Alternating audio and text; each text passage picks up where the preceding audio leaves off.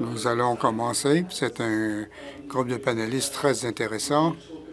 On va parler d'intégration des aspects sexo-spécifiques dans les initiatives mondiales et régionales en faveur de l'ESSEC et de l'identité juridique. Nous avons Mal McCann,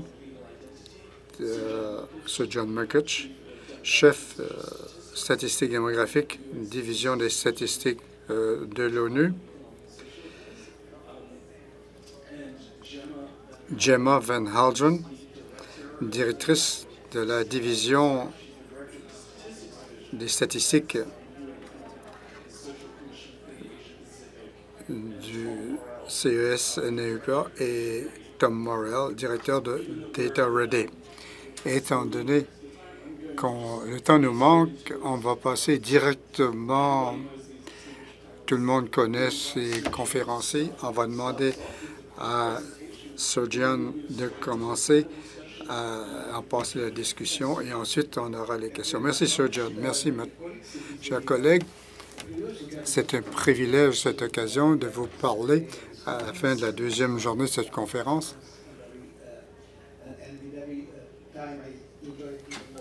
Donc, c'est un moment que j'adore le plus.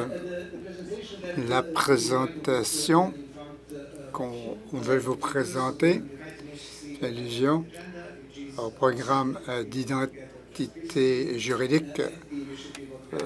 Donc, c'est très récent. Ça a été lancé à l'initiative du député directeur. Qu'est-ce que l'identité juridique? L'identité juridique, c'est le produit du travail des groupes d'experts sur l'identité qui a été réuni. Toutes les agences de l'ONU qui s'intéressent à l'identité juridique et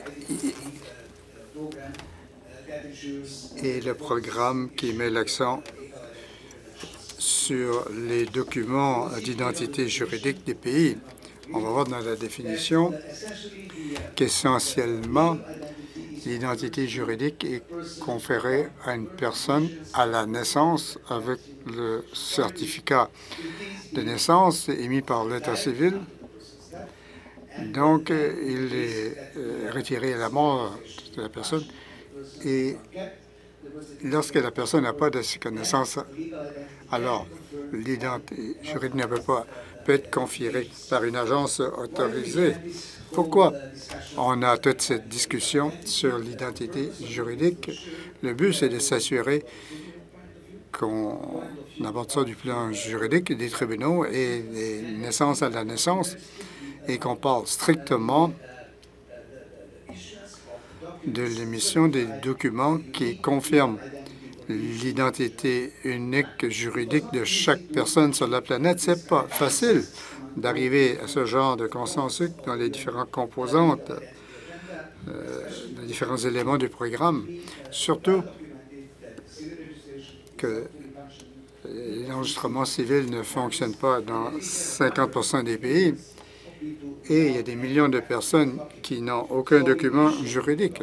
La question du document juridique pour les caractéristiques biométriques des personnes et l'émission d'un document juridique peut être une solution à court terme. Toutefois, à long terme, ça ne garantit pas l'identité légale à perpétuité pour tout le monde.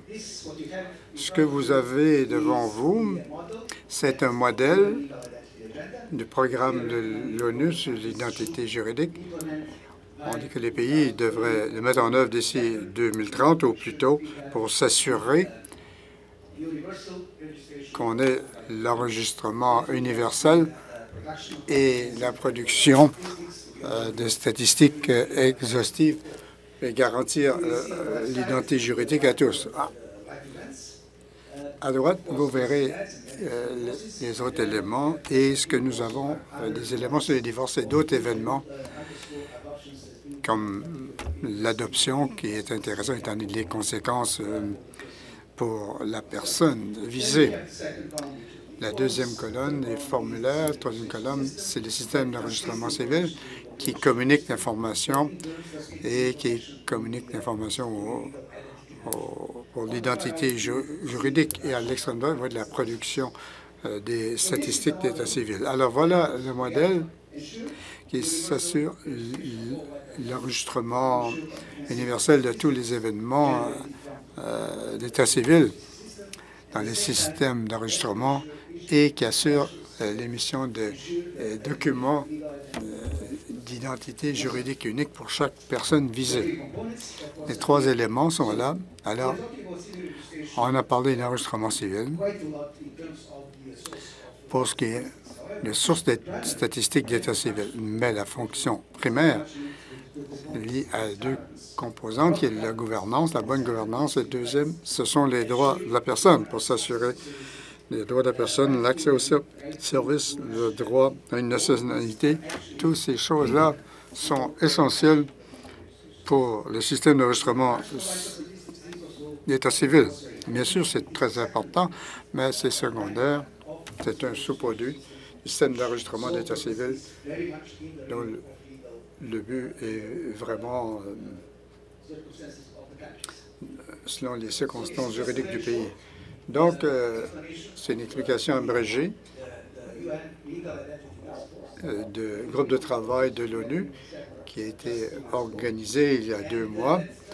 Et cette transition du groupe sur l'identité juridique qui est coprésidé par l'UNDP, l'UNICEF et la Division des statistiques, et nous avons l'UNSCA, soit le CNUP, qui est l'agence de mise en œuvre pour ce programme sur le terrain. Et vous avez les membres du groupe de travail. Donc, c'est dans le système de l'ONU. Le groupe de travail ne va pas au-delà du système de l'ONU. Et vous avez les 4 piliers. Je sais que les organisateurs vont faire cette présentation après la conférence. Et, bon, le cadre méthodologique pour s'assurer que les pays suivent les recommandations pour les modèles présentés de la façon la plus efficace. On a des principes de recommandation pour le système statistique d'état civil, donc le manuel sur l'enregistrement civil et le système de statistique d'état civil, comment on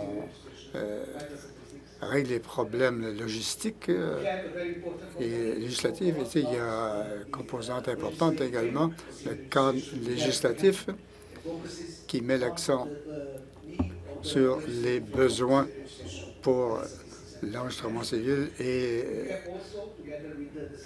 et aussi on a préparé un manuel de communication sur le même sujet qui adopte les démarches contemporaines pour établir des communications pour améliorer l'enregistrement des événements d'état civil et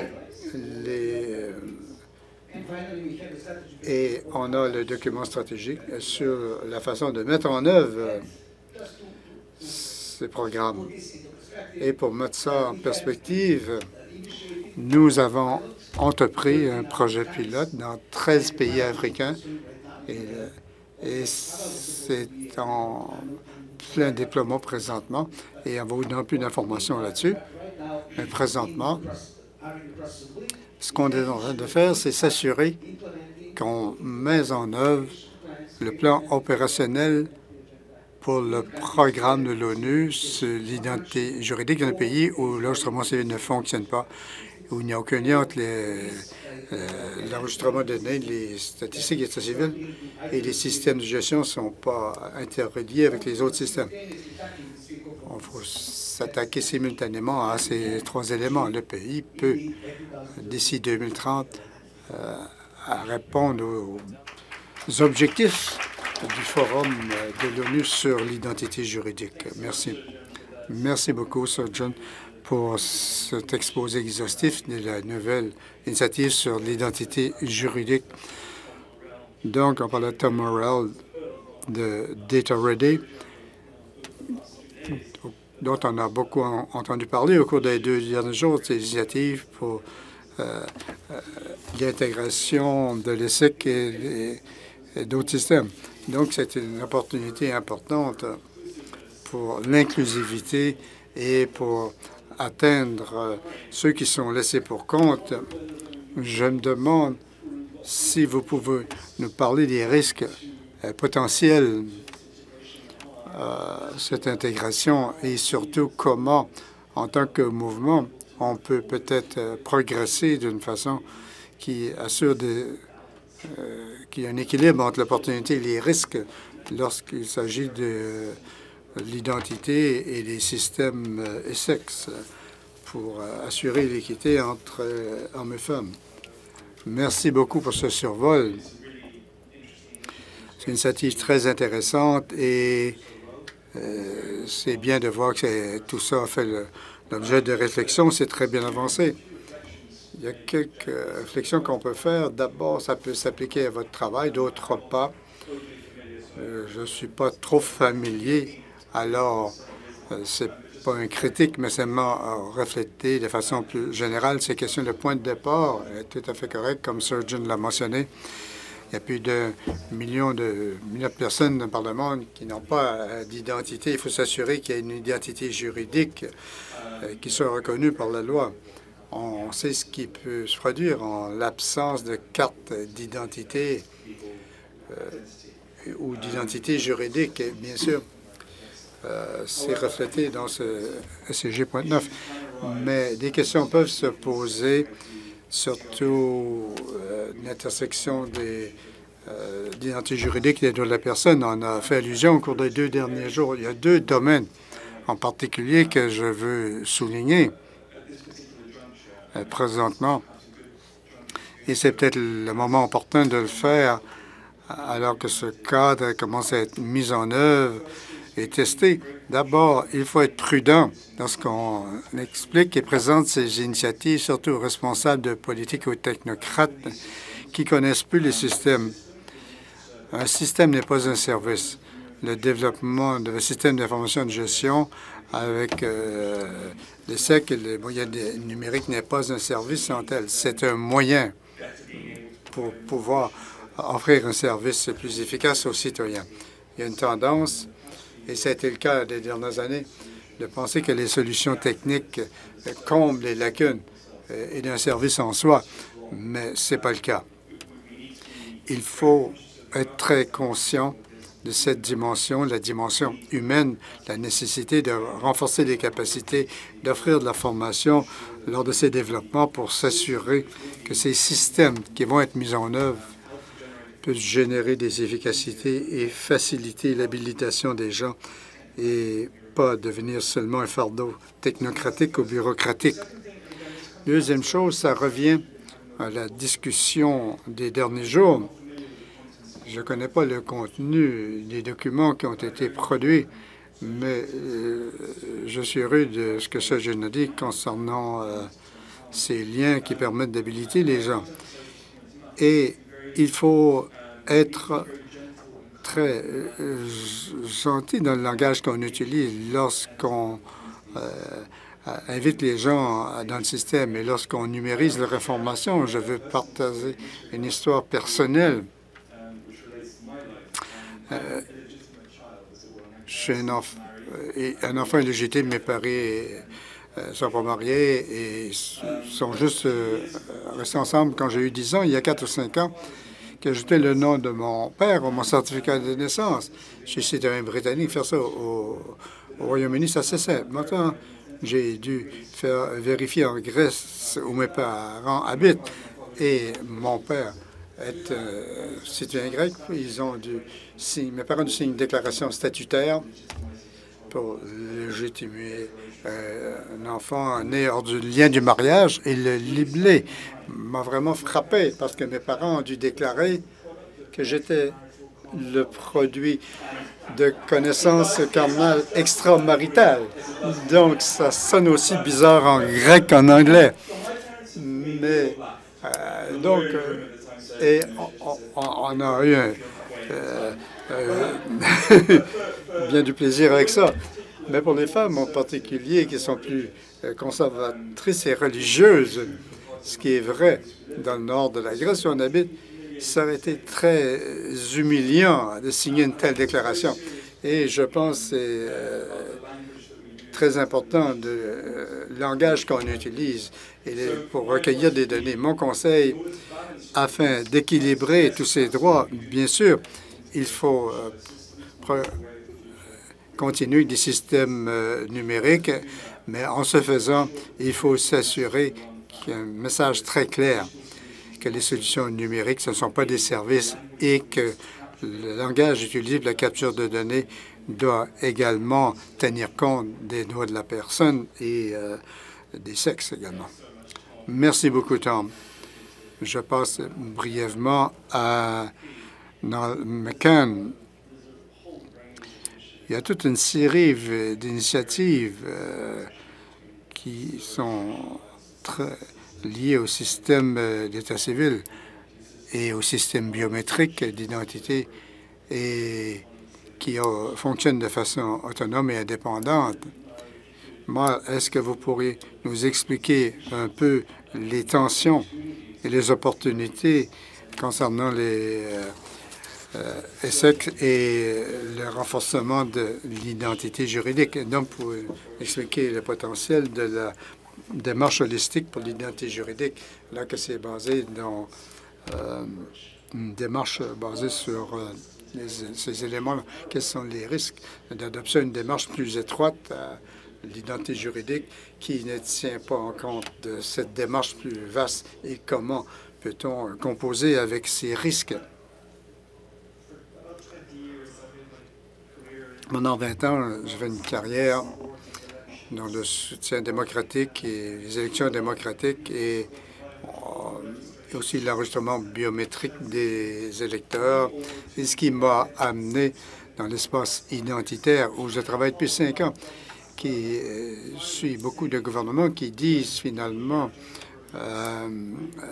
la FNUAP, on a dépensé tout cet argent, utilisé toute cette connaissance à haute technologie que vous nous avez fournie pour inscrire la population adulte pour un seul but, qui est de voter. En fait, cette même technologie, même argent, aurait pu être utilisé pour bien d'autres fins, pas seulement les élections, mais pour des systèmes de sécurité sociale, de fiscale, de ESSEC, au permis de conduire, toutes les différentes fonctions où on doit s'enregistrer. Ça ne fait que 5 ans que je suis dans cet espace. J'ai noté cette tension que vous avez mentionnée, j'ai remarqué. Il y en a qui ont la ligne dure de chaque extrême de ce débat. Je regarde pour une moitié du continuum, il me semble qu'on parle de choses comme le sexe existe depuis des décennies, sinon des centaines d'années, dans un bon nombre de pays. Ça ne fonctionne pas, c'est lent, c'est fragmenté, sous-financé et fondamentalement, ça ralentit la capacité des gouvernements d'enregistrer leur population adulte, surtout si on embrasse de nouvelles technologies comme l'enregistrement numérique. Et pour régler ça, il va falloir créer une nouvelle agence qui centralisée dans les capitales, et on va habiliter cette agence à être celle qui va enregistrer les gens d'un groupe d'âge afin de les habiliter avec cette identité numérique qui leur donne accès à différents services gouvernementaux et il permet au pays d'accélérer la réalisation d'inclusion financière et de réduction de la pauvreté. L'argument, c'est lorsque j'entends des gens dire cela, ils semblent dire qu'il y a plus grand rendement sur l'investissement en enregistrant les adultes de façon numérique avec des données que d'enregistrer les enfants. Une autre façon de le dire, c'est plus important d'enregistrer les adultes que d'enregistrer les enfants. Et ça ne me surprend pas à certains égards. Je peux voir des fonctionnaires cyniques ou des partenaires internationaux qui disent en bout de ligne, les adultes sont des agents économiques différents des enfants. Les adultes peuvent causer beaucoup de perturbations politiques et ce n'est pas le cas des enfants. Les adultes au point de vue purement financier, oui, peuvent potentiellement avoir accès à la capacité d'enregistrer des téléphones mobiles, un compte de banque, lancer une entreprise plus rapidement qu'un enfant, parce qu'en bout de ligne, un enfant n'a accès à rien du tout. Ça dépend de ses parents et pour le faire. Et suite à toutes ces tensions, je vois ce message très clair qu'on va mettre l'ESSEC ici dans le coin. On va appeler ça les événements de vie et on va accélérer cette autre chose qu'on appelle ça l'identité et on va séparer les deux et pas permettre de l'un d'affecter l'autre. J'ai été accusé, c'est que vous avez été capturé par ce programme de l'ESSEC, comme si c'était quelque chose de mauvais. Ça semble être une mauvaise façon de regarder les choses, parce que si vous mettez l'accent sur les adultes ou des 16 ans et plus et vous dites, voilà les priorités, ces gens-là doivent être dans le système et c'est un plus grand rendement sur l'investissement. On va attendre plus tard pour les enfants. C'est deux problèmes fondamentaux immédiats. D'abord, du côté plus cycle de vie pour l'identité de l'ado qui voulait enregistrer pour une carte d'identité biométrique qu'elle est 16 ou 17 ans. S'il n'y a aucun certificat de naissance pour vérifier l'identité de cet enfant, le potentiel de manipulation du processus existe.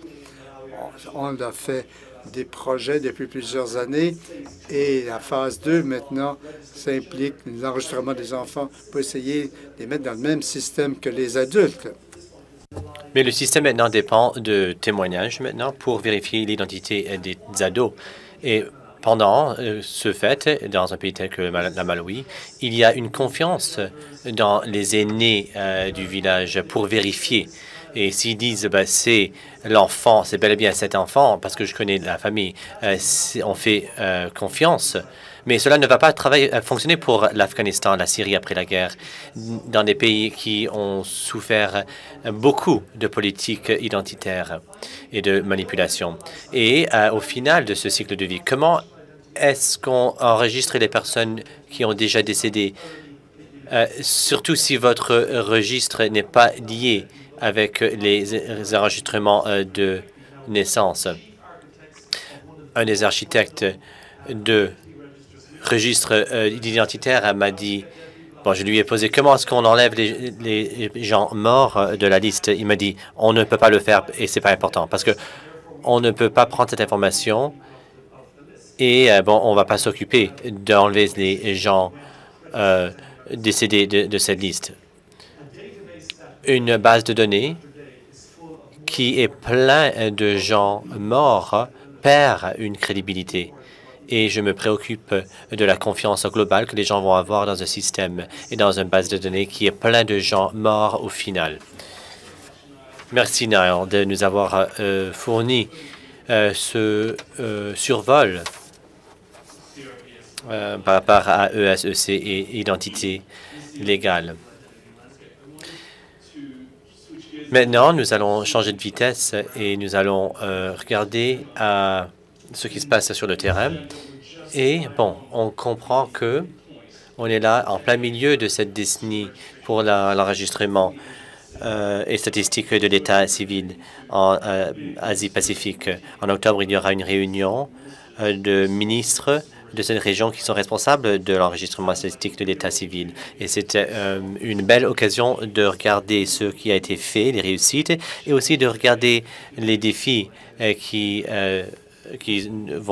seront présentés. Alors, parlons un petit peu de ces défis. Si vous pouvez nous parler de comment cela pourrait se faire quand on parle d'inclusivité de femmes et de filles. Merci. Merci. Bonjour de UNESCAF à vous tous. Je vais vous dire que je crois que c'est à peu près à 33 degrés à Bangkok. Et maintenant, on voit la neige ici de la fenêtre. J'aimerais aussi saluer mes collègues qui sont ici avec moi. De Fidji, ministre de la Justice, la présidente ou président du groupe de l'enregistrement statistique de l'État civil, et aussi à Michael. Il y a une délégation des Philippines, Nathan, Rutherland, Fred, et il y a Gloria aussi du secrétariat pour la communauté du Pacifique qui est avec nous aussi. La région d'Asie-Pacifique est à un point tournant. Nous avons conçu, on a dit qu'en 2014 que ESEC était quelque chose de très important. Et nous avons identifié qu'il y avait une décennie d'action 2015 jusqu'à 2024. Et c'est un programme très important de la région et on pensait à ces discussions. Ce programme est donc travaille avec ISOC, donc au niveau politique, les ministres de Finances, par le biais de la commission, et c'est mené par la communauté politique et non pas par la communauté de statistiques.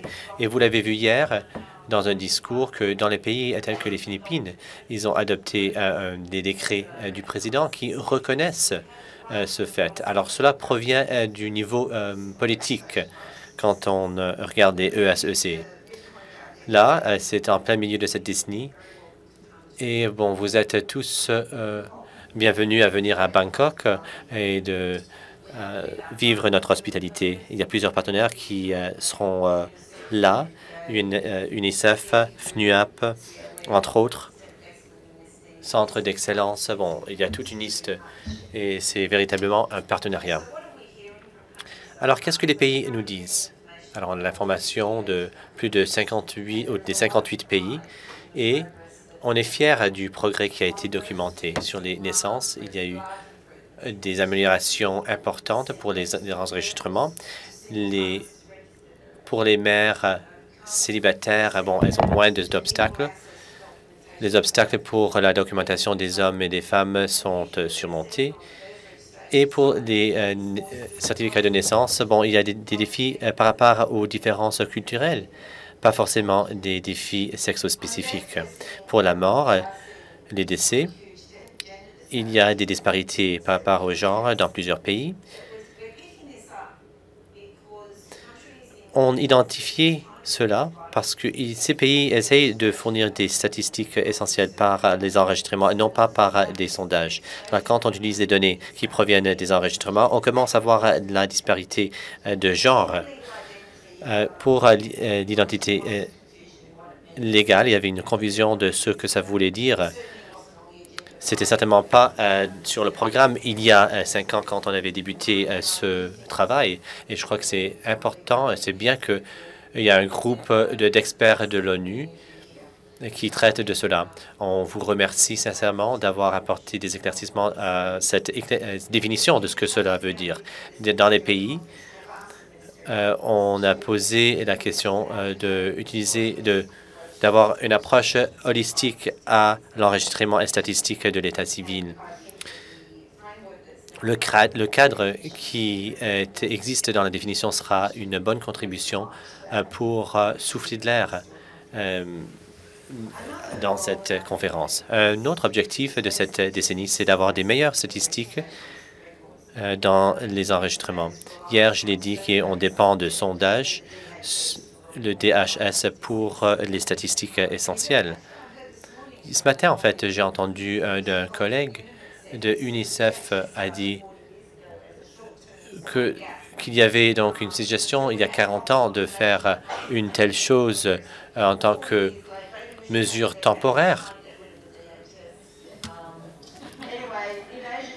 En Asie-Pacifique, on veut progresser pour utiliser les données d'enregistrement civil pour les statistiques essentielles. Parce qu'en ce faisant, on pourrait souligner les disparités de genre. Par exemple, à Tuvalu, d'après les données d'enregistrement, il y a une sous-enregistrement de naissance. En Kiribati, il y a d'autres données qui sont vues. Et en Géorgie, l'espérance de vie des femmes est à 8 ans de plus que c'est pour les hommes, comparé à il y a quelques années, en 1990. Alors, si on utilise les données d'enregistrement civil, au lieu de sondage, on reçoit ces de bonnes informations. Alors, un bon registre d'enregistrement de statistiques est fondamental pour comprendre les disparités entre les genres.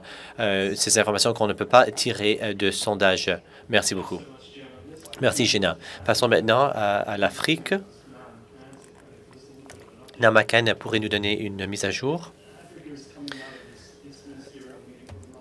Donc, l'Afrique a eu leur réunion en Zambia. Il y a eu des engagements renouvelés par rapport à l'intégration holistique de ESEC au niveau ministériel dans tout le continent.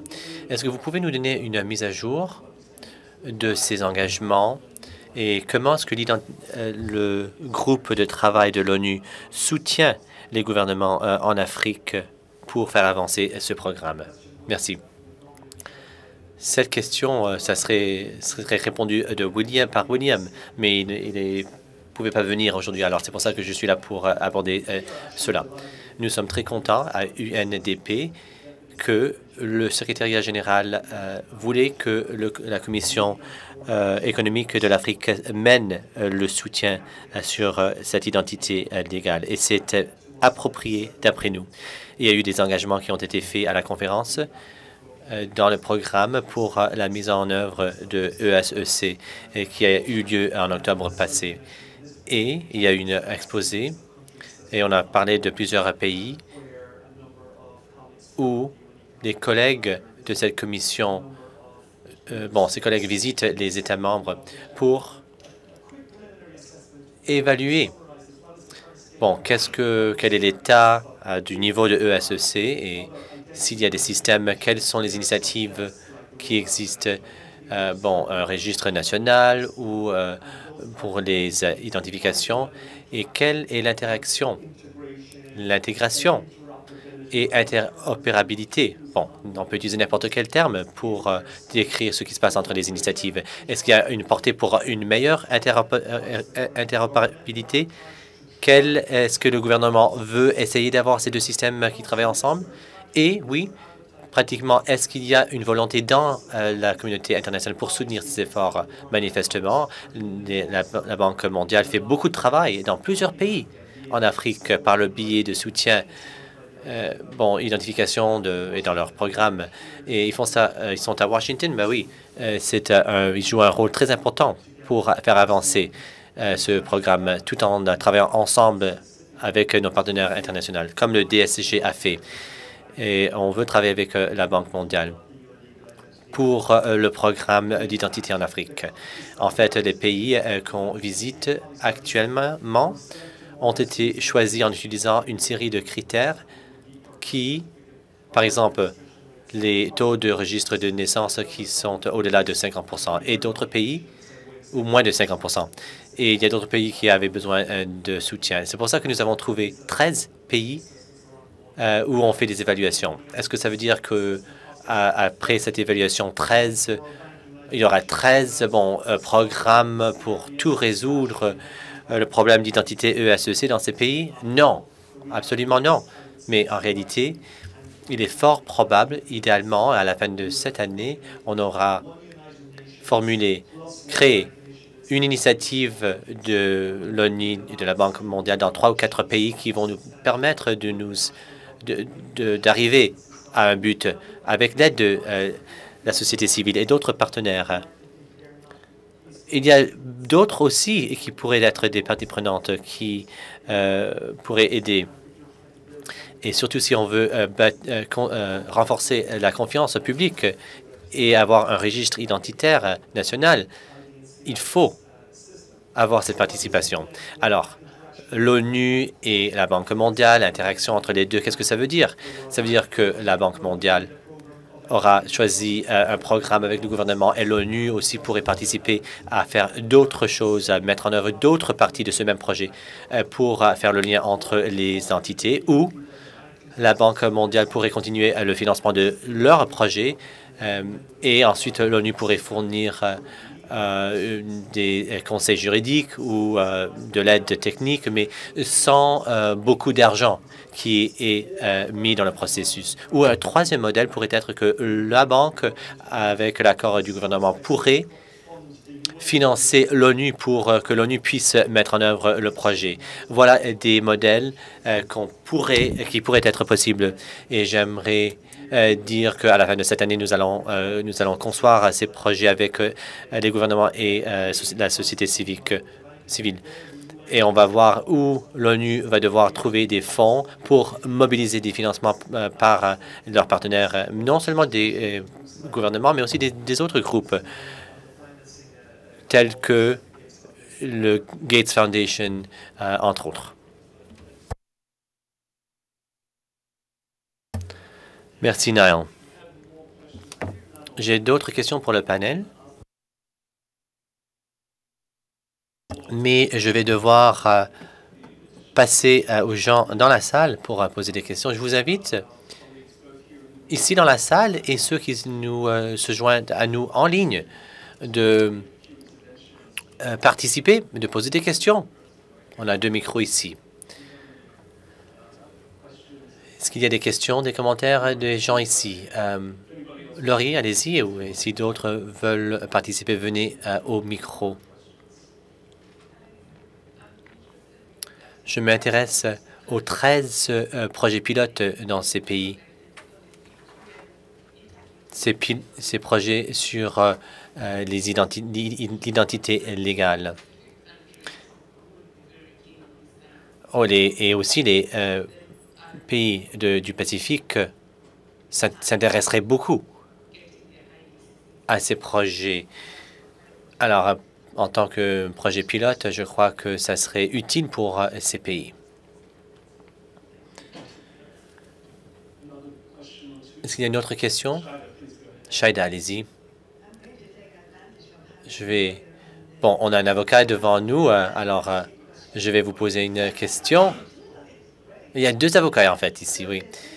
Alors, on a beaucoup discuté depuis hier de la protection de la vie privée par rapport aux données, la sécurité des données. Et les gens ont même dit, la propriété des données. Alors, je voulais prendre l'occasion ici de voir si vous pouvez nous parler de la façon dont on peut équilibrer cette protection et de ne pas aller trop loin dans les 2 directions.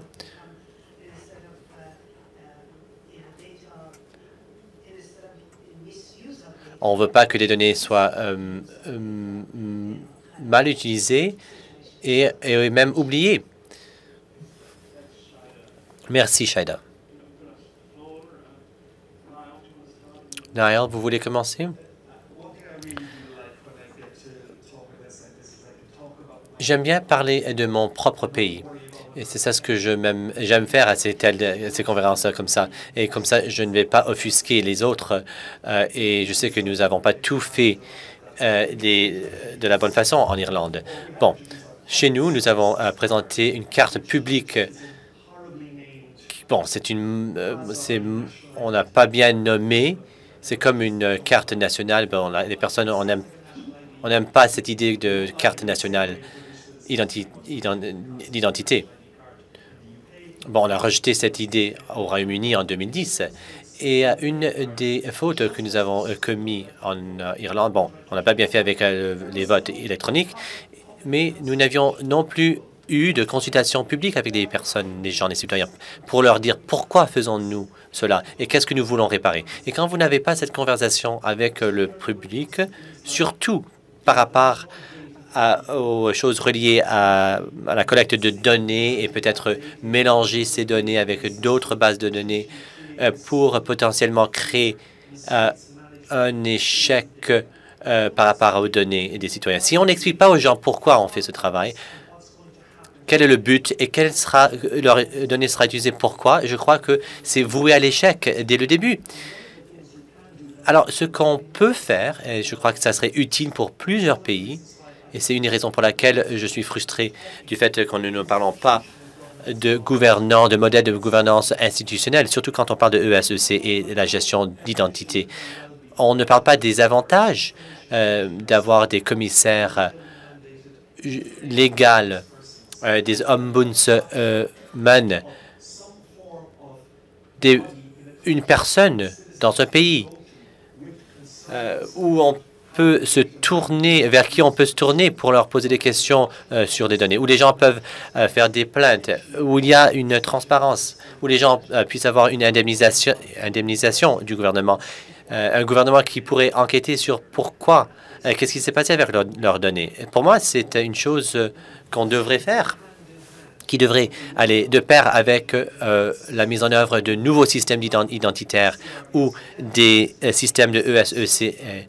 Il faudrait avoir un système où les gens pourraient se diriger.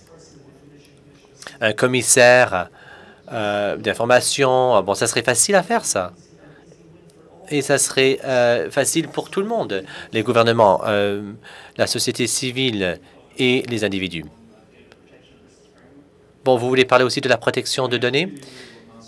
Je suis tout à fait d'accord avec Miles. Le plus gros défi et cette barrière la plus importante, c'est, bon, plusieurs politiciens ou plusieurs décideurs ne comprennent pas les risques. On veut apporter des éclaircissements et on veut bien comprendre les problèmes que Shaida a soulevés. Je vais vous donner peut-être 2 ou 3 exemples d'un point de vue quasi juridique. Premièrement, c'est cette idée de propriété de données. Alors, du côté juridique, bon, c'est une idée houleuse et controversée. Si on commence au début, bon, les données représentent des faits. Du point de vue juridique, cela crée beaucoup de problèmes quand on parle de la propriété. On ne peut pas avoir la propriété sur des faits. Par exemple, mon nom Tom m'appartient. Ben non, c'est absurde ça. Mon nom ne peut pas m'appartenir. Alors, des bonnes lois de protection créent des proxys par le biais d'où proviennent ces données. Alors, on peut voir qui a le contrôle de ces données, et on a cette idée de process de données. Alors, il faut être clair quand on a ces conversations, et les gens doivent bien comprendre comment les données évoluent. C'est pas statique. Et comment on gouverne les données dans ces processus quand ces données sont reliées à d'autres données. Quand on commence à comprendre cela, et quand on comprend ce processus, il est plus facile à pouvoir identifier les dangers et les aléas. Alors, deuxième chose, c'est la question de vie privée.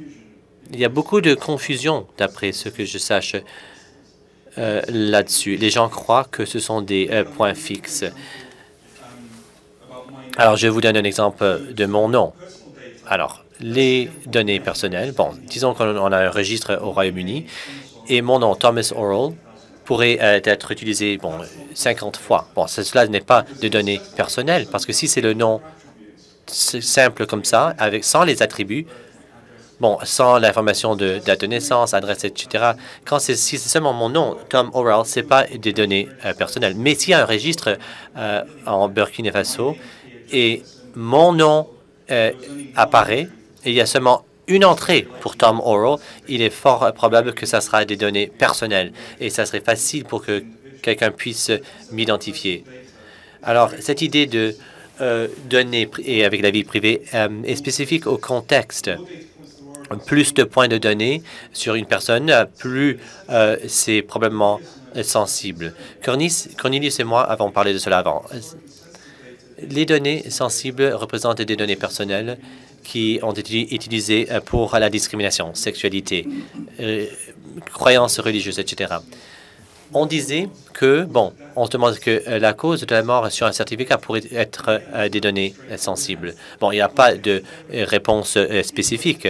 tout dépend du contexte. Probablement, pour la plupart du temps, non. Mais et si la cause de mort était le sida, et bon, on sait que c'est dans cette société, le sida est stigmatisé. Et si cela est divulgué au public, cela pourrait avoir des répercussions pour les membres de la famille.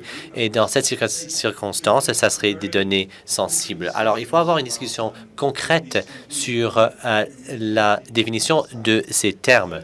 Troisième exemple, c'est les risques méta global. Alors, si on regarde les données biométriques,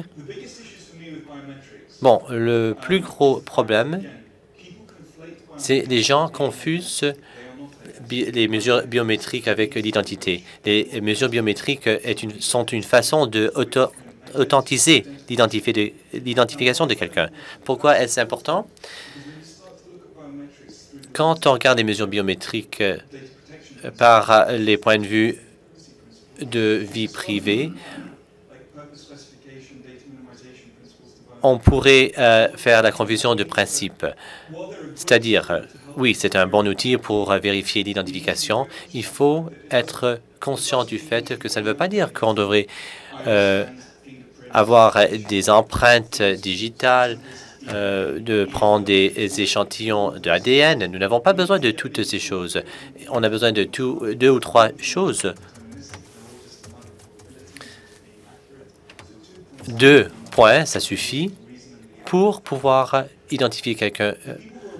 Les gens qui dévoilent ces systèmes doivent être au courant de tout cela, comment cela opère. Le problème le plus grand pour moi, c'est dans les algorithmes qui sont utilisés pour analyser cette information. Qui est le propriétaire? Quelle est la surveillance? On sait la conception de IA. Il y a des algorithmes qui reconnaissent des gens et on sait que cela pourrait discriminer contre les femmes et les gens de couleur. Et s'il y a un problème, l'entreprise qui vend l'algorithme au pays, et si ce sont tous des gens blancs en Californie, certainement ils vont avoir des problèmes en Malawi. Alors, il faut être plus intelligent par rapport à la façon dont on pense à tout cela. Je vous ai donné 3 exemples, tout simplement, de point de vue juridique de ce qui pourrait poser problème. Mais ces problèmes seront de plus en plus difficiles si on ne se renseigne pas de la vie privée, des pratiques sur la vie privée des données. Et aussi, la vie privée de l'information d'une personne. Merci, Tom. Cela a été très utile pour apporter des éclaircissements et de nous renseigner des nuances. Il faut avoir ces informations pour avoir une discussion mieux informée et une approche coordonnée. Je crois que nous avons le temps d'une autre question.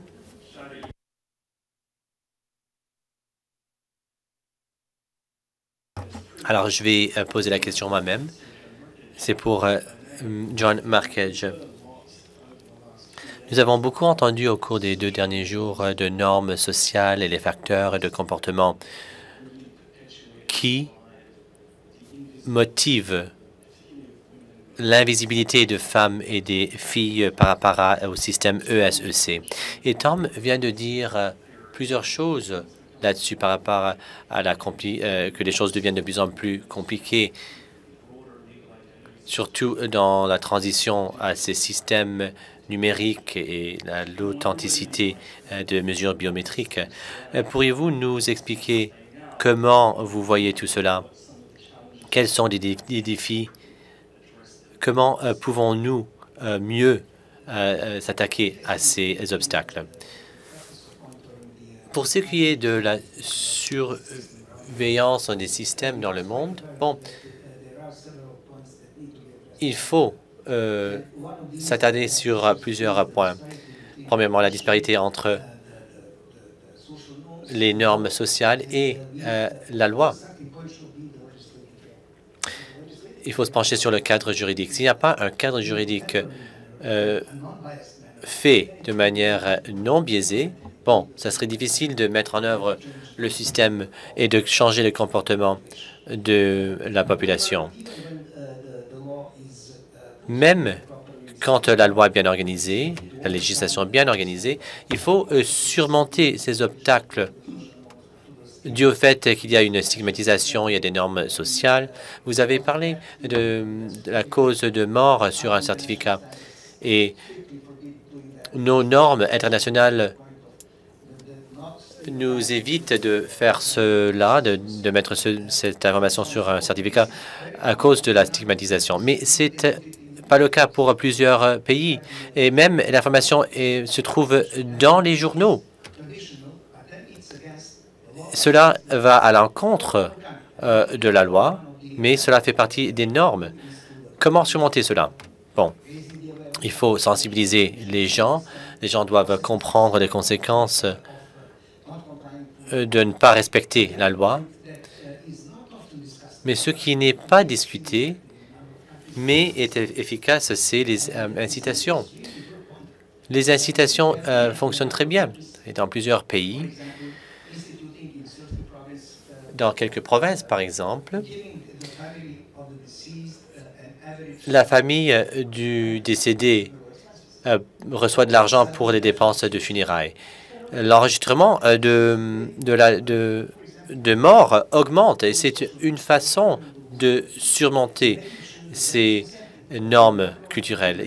Ça serait bien d'avoir des incitations. En Amérique latine, par exemple, ils voulaient augmenter les enregistrements de naissance et les mères, on leur a donné des produits pour bébés quand elles enregistrent le bébé.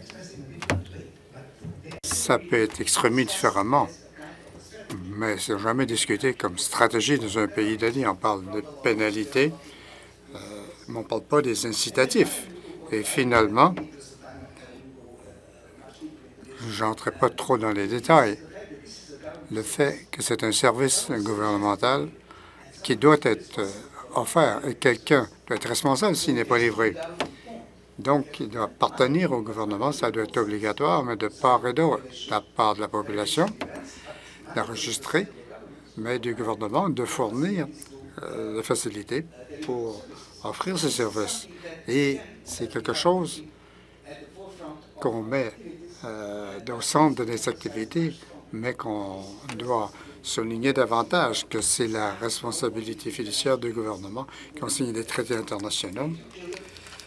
Et que si vous ne vous acquittez pas des responsabilités, vous ne respectez pas les lois internationales de la personne.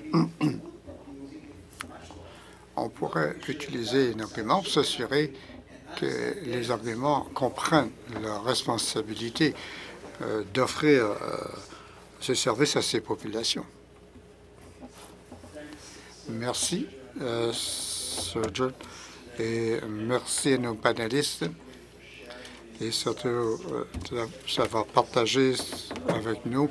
On a couvert beaucoup de sujets, de normes sociales, de gouvernance des données, protection des données et tensions entre l'enregistrement civil, les statistiques d'état civil et les obstacles à l'inclusivité. J'invite tous mes collègues à se joindre à moi pour remercier notre panel d'aujourd'hui.